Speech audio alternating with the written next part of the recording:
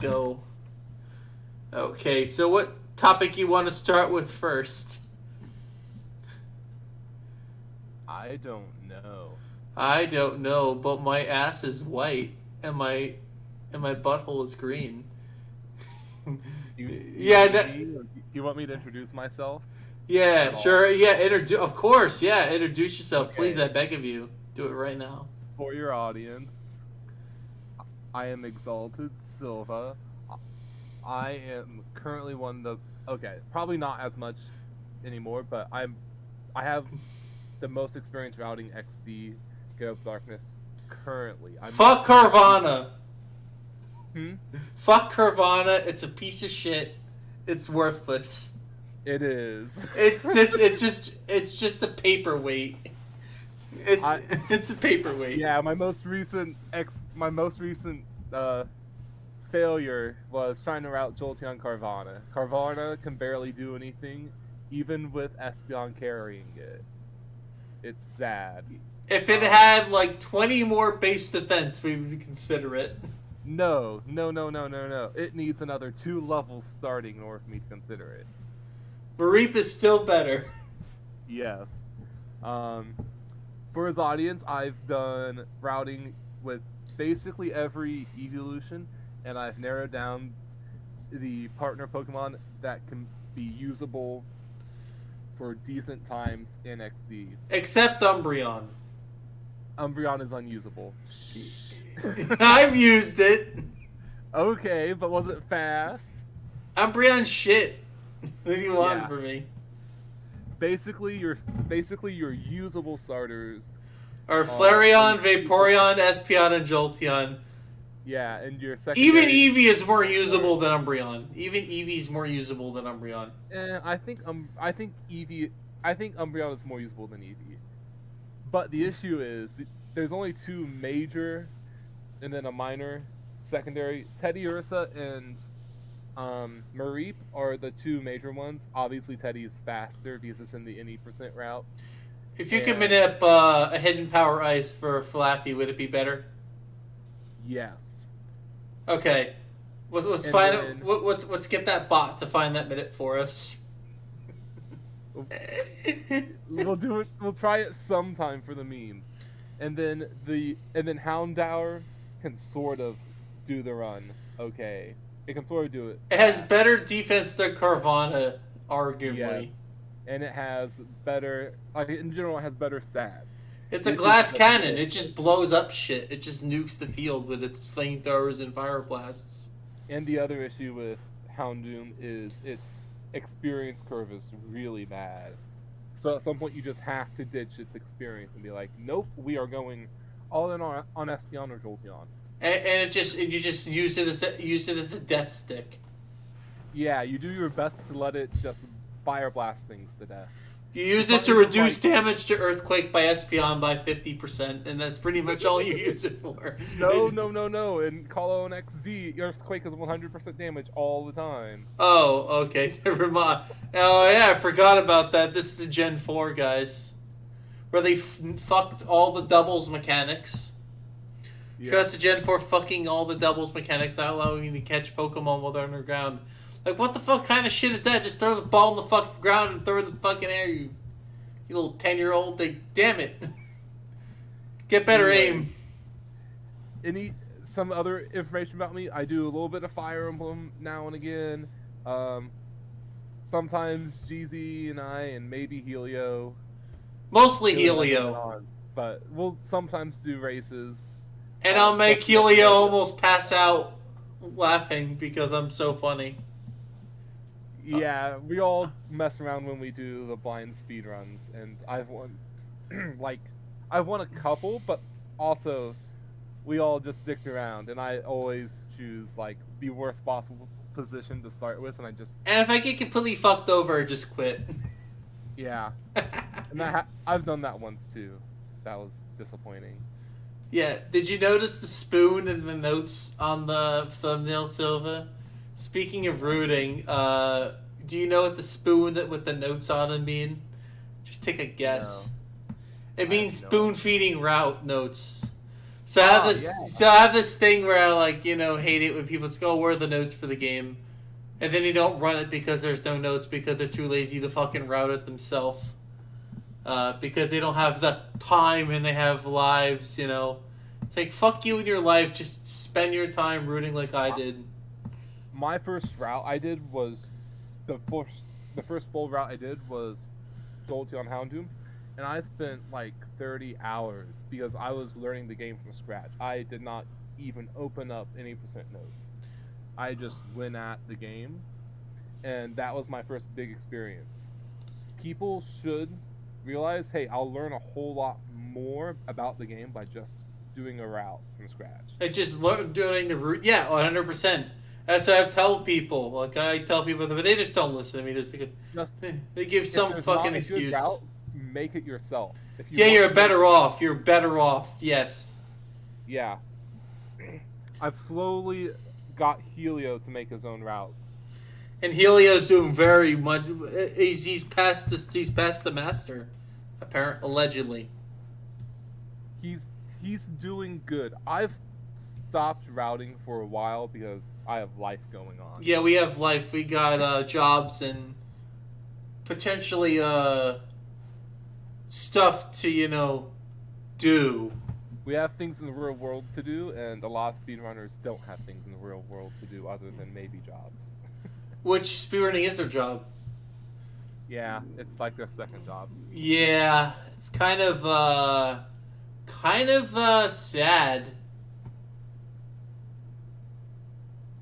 Not sad that they do something they like, but it's sad that's all they know how to do. Because people have talked to, I've seen like streamers like say, oh, they that are speedrunners that do it for a living. They said they won't be able to get a job anywhere because they're incapable, and that sucks because they get a job, they just don't want to.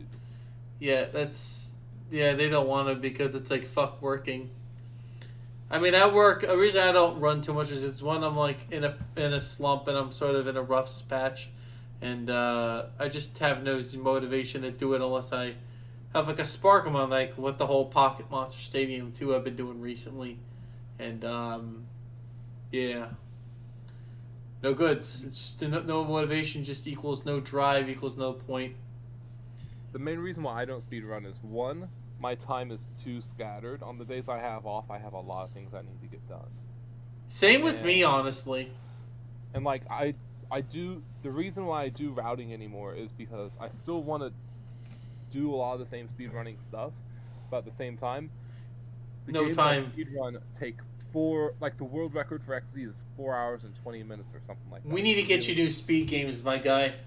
Yeah, maybe. We need to find you ones that are like an hour and a half, like an hour.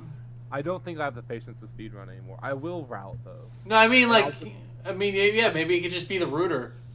Yep, and I'll just give Helio my notes and he can go get really good times. Or you could just give it to me and I can get the times for you. It seems like my probably I can hit the minutes more than Sillva he can. If I learned how, I'm pretty sure I can hit them no problem because you know me. Look at me doing the Ruby Sapphire minutes all by myself and to learn them. Good for you. I just don't have. I could do the Abra Catch minute too. I can do that. I just don't have the patience to learn a new route anymore. Yeah, I spend a lot of time outside of work writing my book or listening to podcasts or whatever because my brain. I will gladly route, but I don't have time anymore to do speedrunning. Yeah. So let's move on to the next thing. We did speedrunning, spoon feeding, and learning. Speaking of learning, we should learn Peoplemon. It's a bad game. Why don't you want to learn it, Sillva? It's a bad game.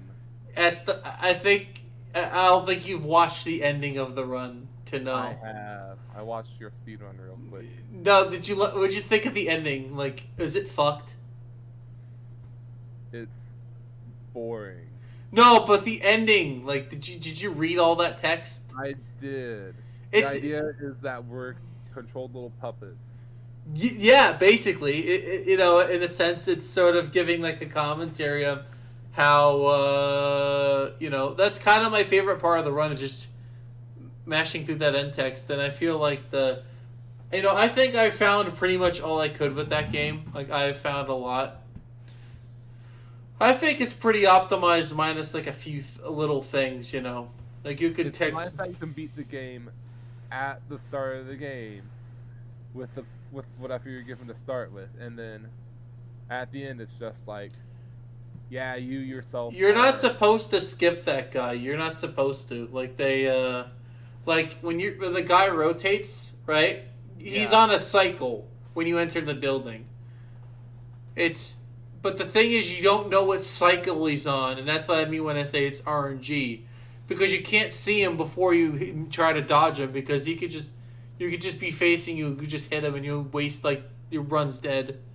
But because the cycle, you just pass him. Yeah, that's why I walked in that specific path, so I know.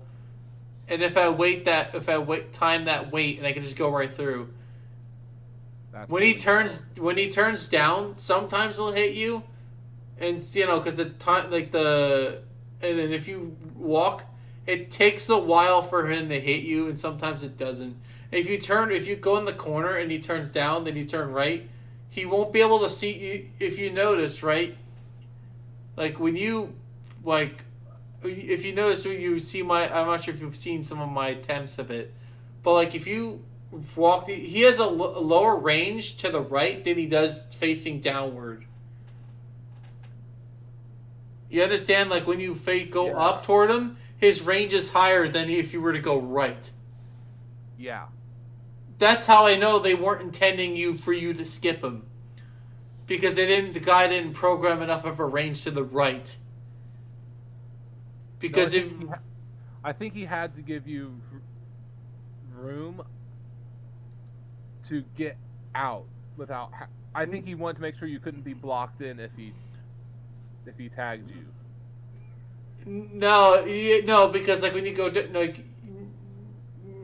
no, because then you just go out and go back in. That's what you do in normal play.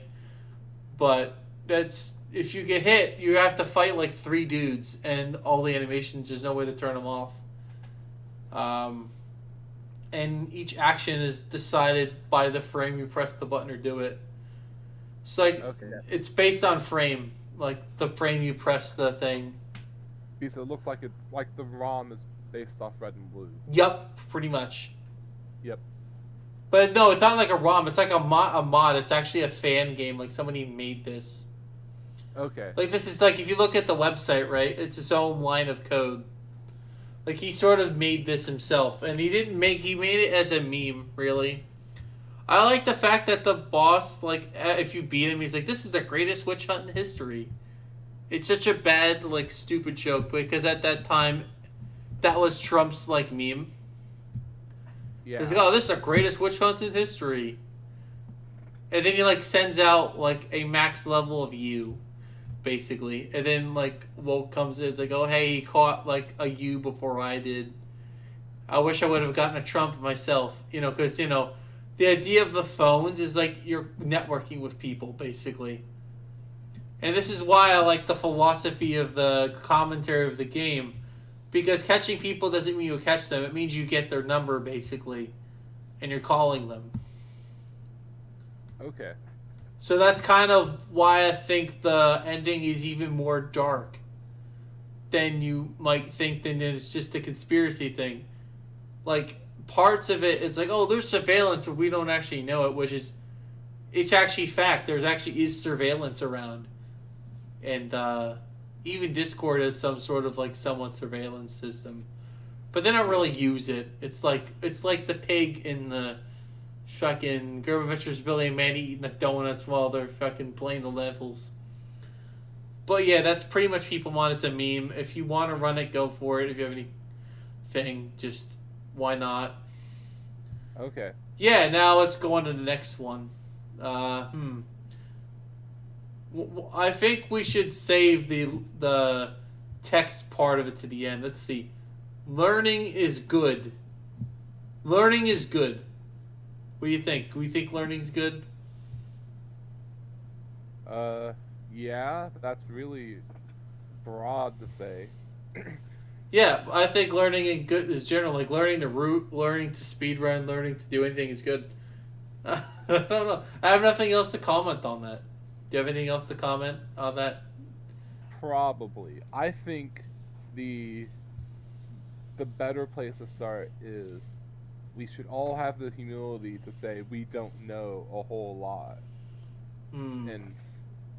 And we should be able to see what other people do and ask why, and we should be able to there's a good reason to learn things. Yeah. And people who are this ties back into the speed running. Yeah, that's why I timed it. That's why I did this. Yeah, it's okay. Yeah. If you don't understand the game, You're not going to be good at it. like if there's an issue just example, just because it's really obvious to us, Pokemon is a very RNG heavy game. If there's a stray crit on you, things go to hell. In fact, oftentimes in routes, if you land a stray crit, it's really, really bad in a lot of battles that are really big. Like, if you don't understand the game, sometimes you will just end up losing way more time if something goes wrong. Or your run just dies when it could have been fixed. Well, that could have been avoided with proper routing and understanding of the game. Absolutely. Yeah, if you understand the route, if you understand, like for example in XD you actually have to control the experience that goes on to your pokes. No matter what, you need the experience share. It is the fast option. You control the experience that goes on your pokes. If you don't understand why you need the experience share, if you don't understand what experience you get from each fight, where you're missing experience, how to account for it, your route dies if you don't equip experience share right before Mirror B. You have to waste the candy. I think they've started implementing an early candy for some easier or some better ranges on Espeon instead of what the old HP Electric notes used to do. But the idea is, if you understand the game, you understand why you need the experience. I mean, just Psychic Crit the Scizor. Just fuck the Hidden Power Electric. Just Psychic Crit the Scizor. Sure. Just get that 6%. Actually, they just use fake tears on it, so you don't crit it, you just psychic it, and it dies at -2. I think that's what they do. What, you kill the Pokemon, then when Scizor sent out, Ursaring's fake tears will target it. Yeah. Yeah. See, that's part of that stuff. Like, that's why I kind of stopped running XD, because there's a lot of like little things I didn't really understand.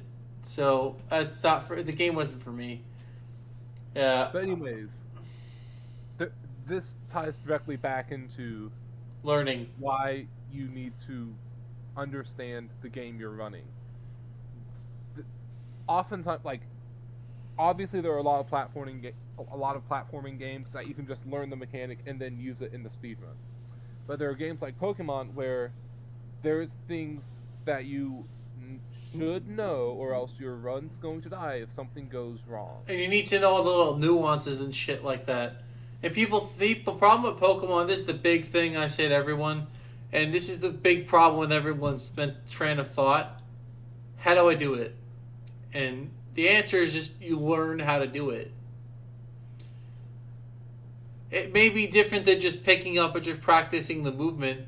Movement's a 50% movement and 50% knowledge is Pokemon in a nutshell.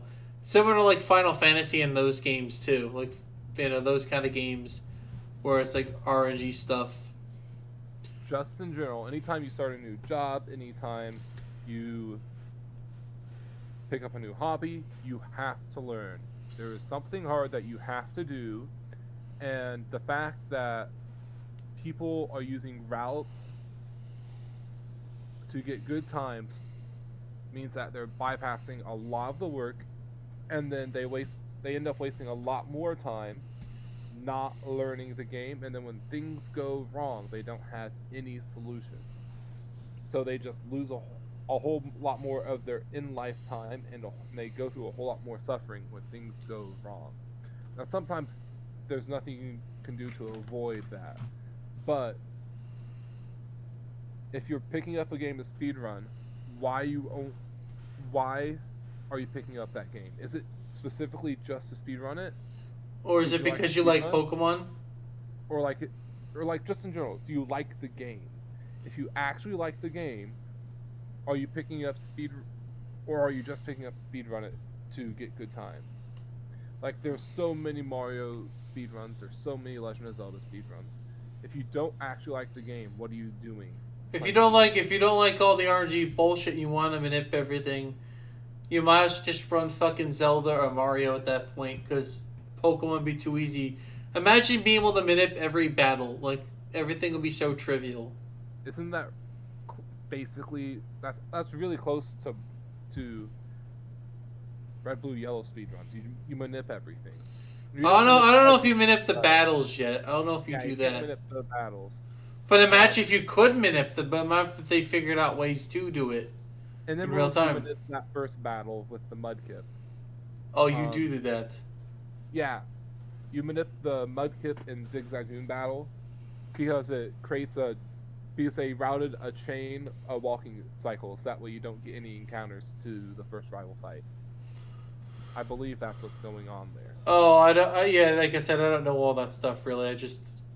Yep. I do plan on running Hitmonlee custom starter for a Ruby, which is interesting because it's Hitmonlee.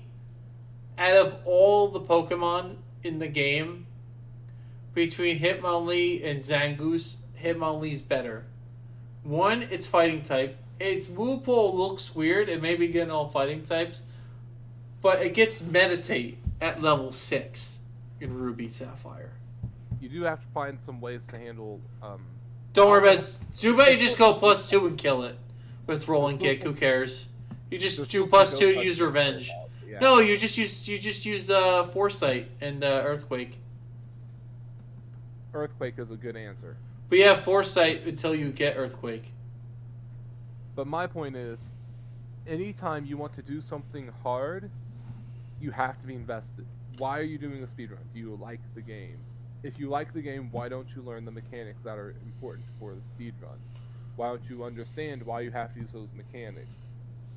Yep, learning's important. And that's why I just sort of, you know me, how I speedrun.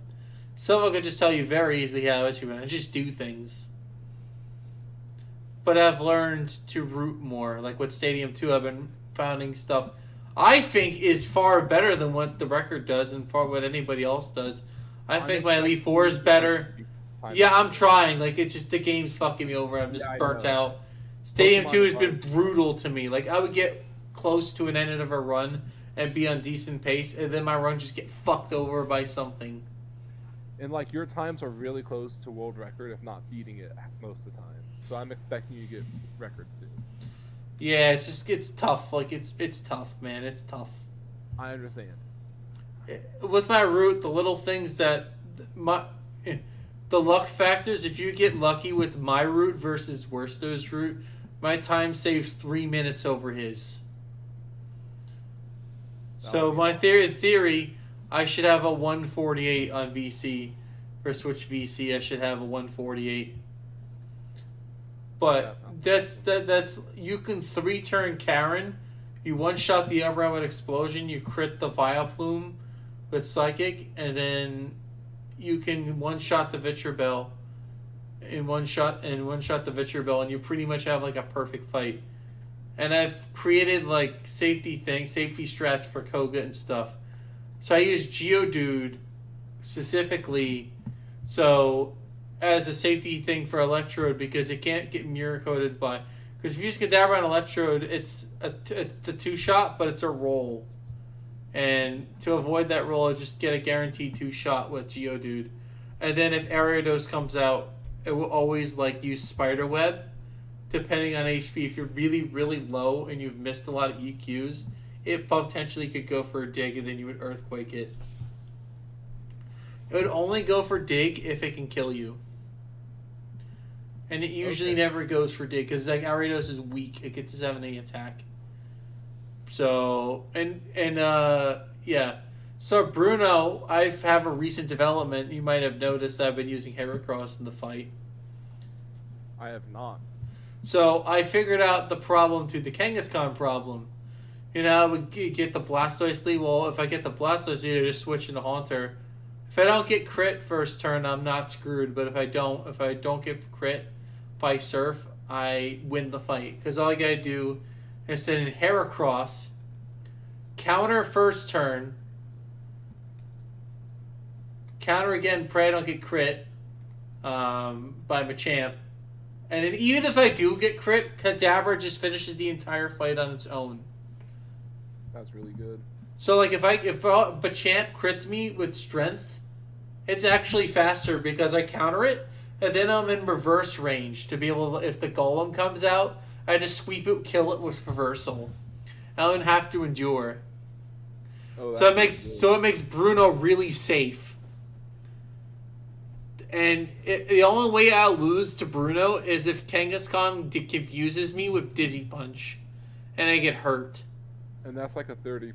It's like 20%, I think. 20. 20%. That's even better. Yeah, so like I counter it twice and it's dead.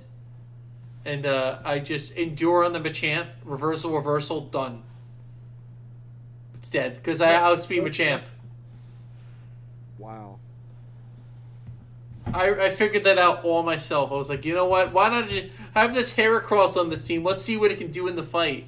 And the best part, if Heracross comes out, if it's lead Heracross, what I do is I switch into Haunter. But this could be a risk. This is the risky part of the route. This is the one problem with it. If I use in a Haunter and Destiny Bond it, I could potentially lose my run to Blastoise in the back. But I think I might have figured out like a thing where I don't actually just... Because Heracross would just use counter on you. It would just spam, it'll counter turn 1. So what you do is you can switch into Kadabra, which is what I'm thinking of doing, and then I could just get a free Psychic off. Even if I get crit, I'm not sure if they send out Blastoise first, but if they do, it's even better because I could just switch into Haunter and kill the Blastoise with Destiny Bond, and it ends the same way. Okay. It's a bit slow, slightly slower to do it than the normal teams, but if that happened. But mostly everything dies. And now Lance is the big one. That's what I've learned from figuring out Lance. So Lance, normally, you use Wobbuffet and just pray that you Dragonite doesn't use Dragon Breath. But I did figure something out about Lance's AI. Lance's favorite move is Hyper Beam, right? You know that from playing the games. But if you have not used counter once, Charizard and Gyarados are more likely to pick Hyper Beam first. Oh, that's cool. So I figured out a little quirk. So I'm like, okay, Geodude guarantees the Dragonite dead if I play correctly and I routed all the strats. So let's say Aerodactyl lead. So if I get the Aerodactyl lead, it's slow, but that's like a 14% chance for that to happen. So I figured out a way where I could just explode on the Dragonite as it comes in, and then I can kill it guaranteed. It's not guaranteed, but it is a range. And it also has a focus band, and that can happen. And so if I use Explosion on Geodude, it's a 70-something% range to kill the Dragonite with Geodude's Explosion attack. And if it dies, I just kill it, the next one with Wobbuffet, making it like Geodude has actually like a backup potential for Dragonite to hit it, making it an easy target. So like, let's say it's like, okay, it's gonna use it's because if it uses Dragon Breath, it's likely it will flip between using Hyper Beam with Dragon Breath. But I don't know the likely chance of it using Hyper Beam versus Dragon Breath in that scenario just yet. But I do know it's going to. I know it from what I've been seeing.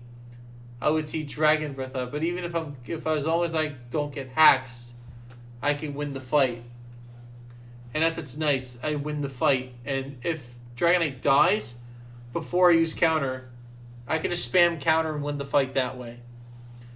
I don't even have to worry about it, because if you use counter, it's like, oh, you gotta try to use Miracle. Because, maybe he'll switch to Miracle, because the AI has, like, a special thing for, like, Wobbuffet. And,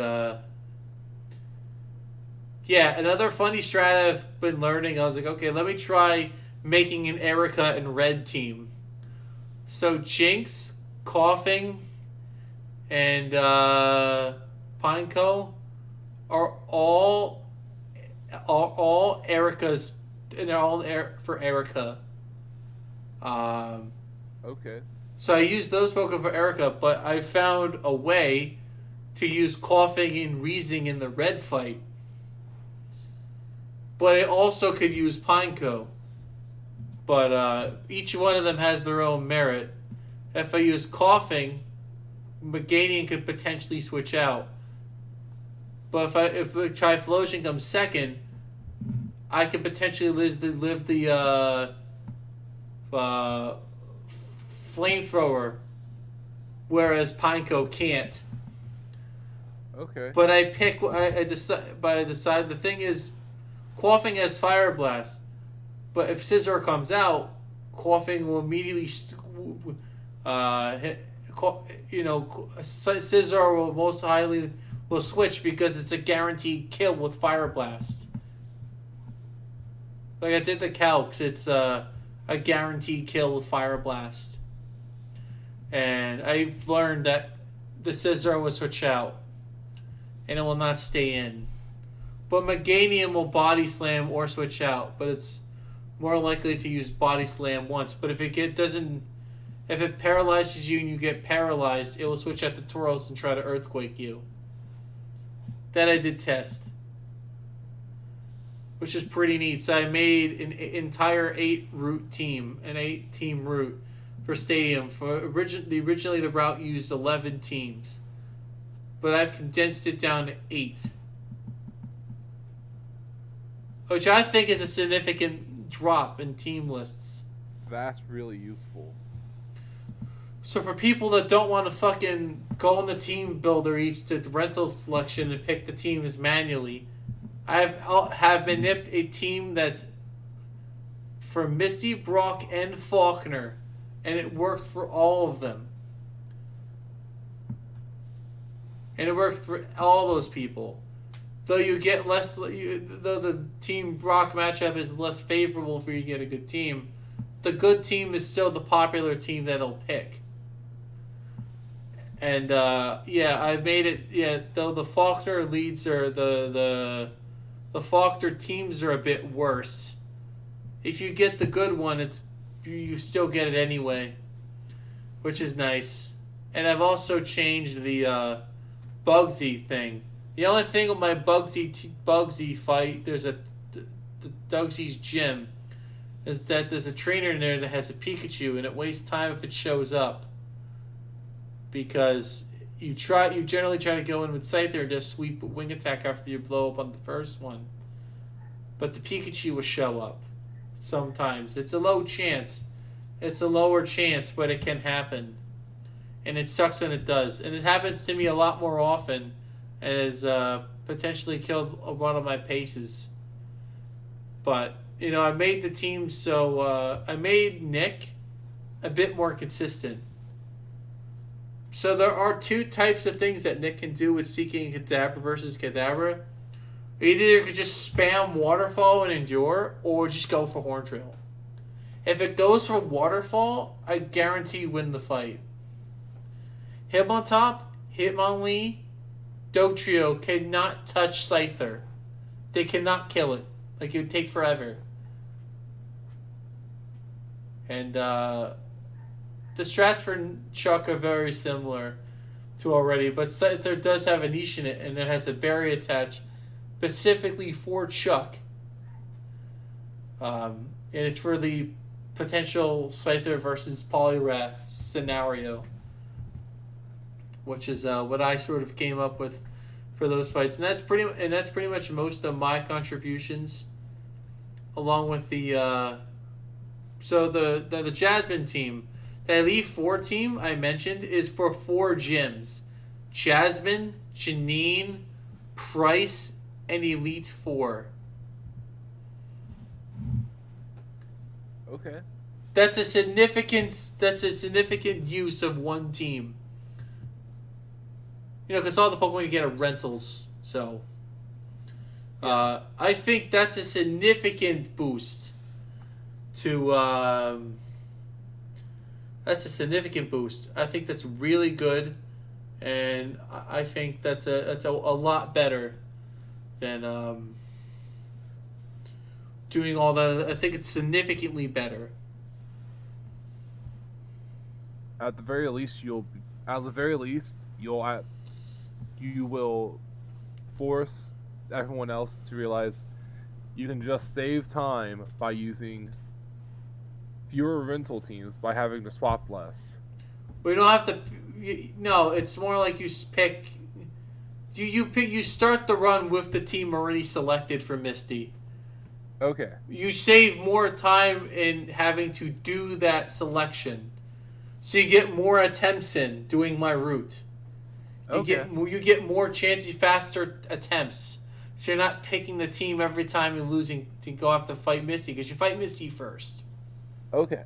So you fight Misty. To my route, I go to Misty, to Brock, put my cursor on Red, and before I fight Misty, I make sure the cursor's on Faulkner, because once you beat Claire, the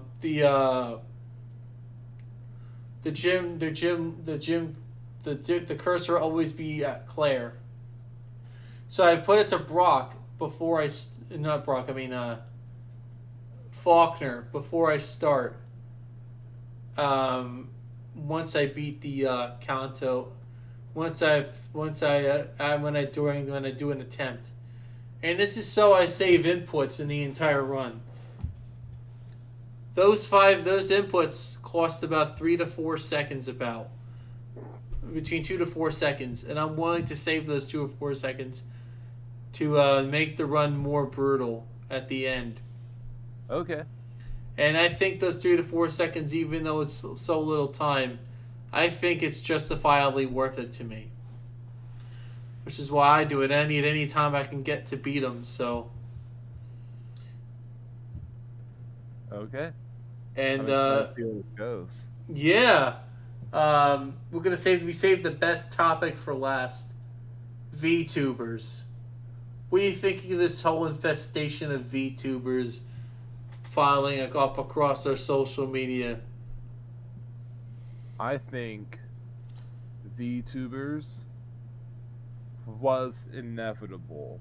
Once the idea of people being able to have a social media, having social media combined with the original idea that the internet was the Wild West and everyone was anonymous, I think that was going to come around. I don't know if we were going to end up with furries and stuff, but that was something else. Who cares though? Because you basically restore your privacy back. And not only do you not have to show a camera to everybody, you don't have to show your ugly looking rack or your probably a wart or a mole on the side of you that you don't want the people to see.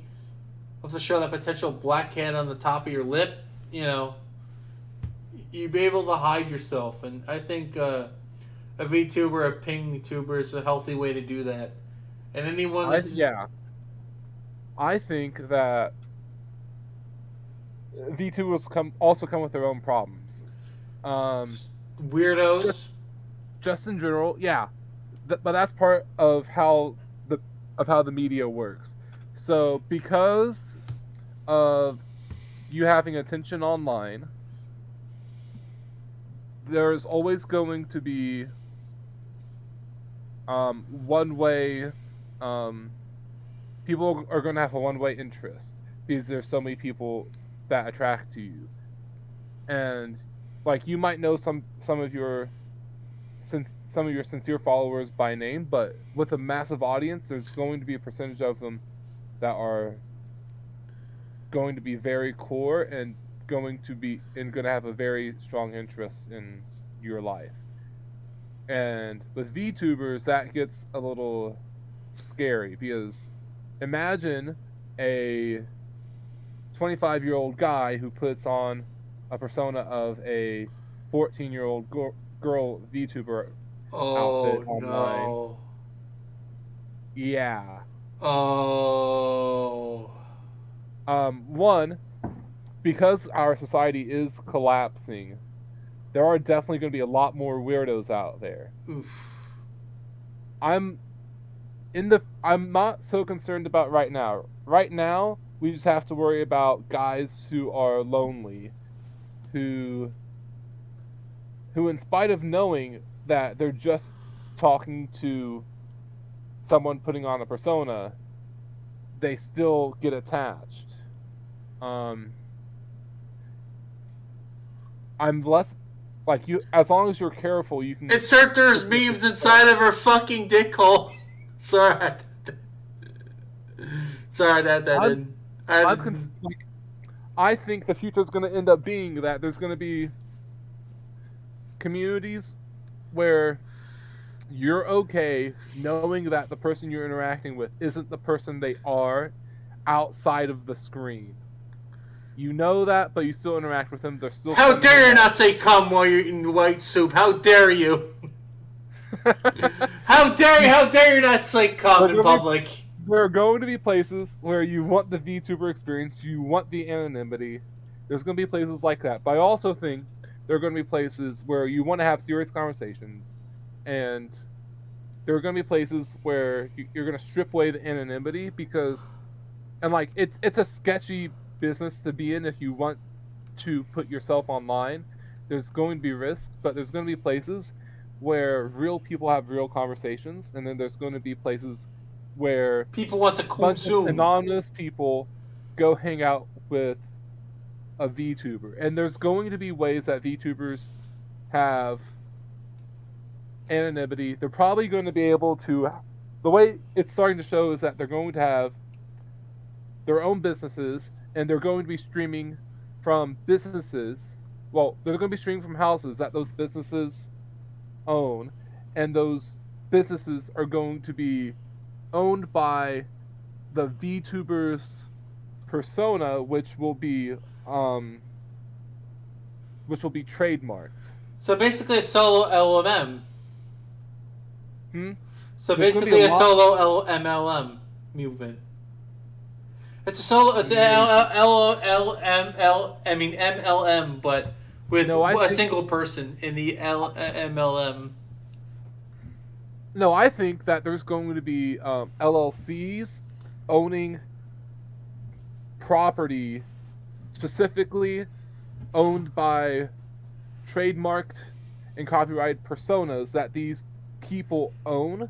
So it's going to take a lot of backtracking to get to know who that person is, and they can actually. I think the government may actually end up passing laws to allow. Just get the VTubers, capture them, and kidnap them from their house, and put them in the fucking houses and make them and tie them down to a computer and make them make money for the company. No, I think the government's going to allow laws to allow sealed filings on online personalities for the purpose of anonymity. So that way, the people who own the VTuber personas are protected, and they can still make a profit. And like, it's still like if the government if you absolutely need a Freedom of Information Act to go in and find out who that is, like if they defamed someone, sure, but it's all going to be sealed. But I think the way this is going to work is how like Russian oligarchs have their assets hidden in other places, and odds are extremely high that yeah.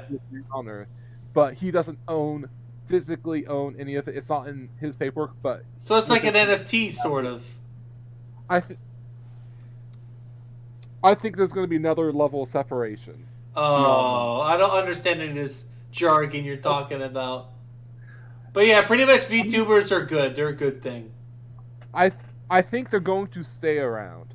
I think right now there's some of it that is degenerate, but I think it's funny. I think if you want to go hang out with a VTuber and give them your attention, I'm not going to stop you. So what do you think of XQC's reaction stuff, like reaction streamers in general?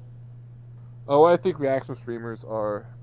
I think if it's done, I think if there's a business agreement between the the big reaction streamer and the smaller person who's getting, like, the small person will get a I small think chunk as of long as revenue. I think if it's as long as it's got enough commentary to justify the amount of I feel like I let's say think you the want to person needs to commentate be over it. credited. I think the person needs to be well credited, and reaction What streamers about if you're actually have reacting to to a have. insane schizophrenic lunatics videos that it's got like If you 100 record it yourself, subscribers? go on ahead. If you record it yourself, go on ahead. But if it's someone else's recording, you have to give them adequate. What about if they're schizophrenic and on the Credit. run and they don't know who you are? Hmm. I think as long as it's transformative It enough, has to be and informative. it's got like commentary. You're going to a little bit or whatever. Like you're You going. can't have what's been going on Twitch lately. I don't know if they've. No, that fuck XUC. I'm not talking about that. Have you watched They're- Deadwing Dork at all? No. He's really good at it. Like he go like for every I pause know- he like goes on a tangent for like it's like 5 minutes long, 10 minutes long. I'm just saying sometimes. we can't have instances where people say they're reaction streamers and then hold eat the in front video. of it. Yeah. Yeah, they eat in front of it, or they go use the restroom for half an You hour. have to give commentary. I think that's the rule. You have to give Yeah, commentary. if there's adequate, if it's adequately transformative, Giving and, commentary, parrying Yeah. over it, that's fine. and it may end up being that when laws get passed around it, it may end up being that if it goes to trial law for whatever reason, and the Supreme Court actually has to handle this because it will eventually have to happen. Thanks, there XUC, may- for fucking up all our fun. Watching. I'm just saying, like, in terms of civil law, what may end up happening is the courts may end up saying No. you'll know it when you see it, like what they do with porn. They You might have to put a paywall on it. have to be like, you know when it's not transformative. They can point out when it's not transformative, or like you can present that to a jury and say, you know it when you see it, when it's not transformative, and the jury may have to handle that. Yeah, my two favorite reaction streamers are Jabroni Mike and what's his name? Frederick Knudsen, and then Deadwing Dork. I think Deadwing Dork is up there. Those are two of the best reactions, three of the best reaction streamers there are, and they actually make it transformative by adding commentary and talking, giving like a little rant and talking about stuff, and like going on a tangent. Those are the kind of people I like when I'm watching a reaction. When they go on little tangents or bits, I think that's kind of funny. Like, I see. I like that. Like, if it's just literally somebody putting on a video while they're eating, that's kind of fucked. Yeah. You shouldn't do that. Like, if you want to do that, put your own fucking videos on. Put your own shit on. Like, don't... Or have a coffee break where you have put your own stuff on, And put your own stuff on for, like, a coffee break show. Like, I know it's a Portuguese streamer who does that, and he's very good, and I like him, even though he doesn't speak, his English is his second language. I've been liking kind of his streams, he's been kind of cool. He also speedruns Pokemon alt mains for Fire Red, and he does a bit of Stadium. He does other games too. I know there are League of Legends streamers that will play other games while they're waiting in queues, so like they'll play chess or Hearthstone or whatever. Yeah. Or like when they're fixing food. You can do other things. Like, you can make it very obvious that you're doing other things when you're eating. But reaction streamers who just... I had to go to the restroom and leave their stream running while there's a video playing. Well, if it's your shit, it's fine. as long as it's your own stuff, I don't care if you leave shit in the background. Like, that's actually pretty useful sometimes. Like, let's say you are a chess streamer and you're Grandmaster level 2500 plus ELO. You won a game and now you gotta take a massive piss because you drank a gallon of water. Yeah, let's say you've been playing chess for a while, and while you run to the restroom, you say, "Hey guys, I'm gonna play I'm gonna let one of my old games play. You can analyze it as it goes, or I might just play one of my old videos so you can so that way you can get an analysis of a game while I'm using the restroom of what my thought process was while I'm away." Right? Like, that's useful.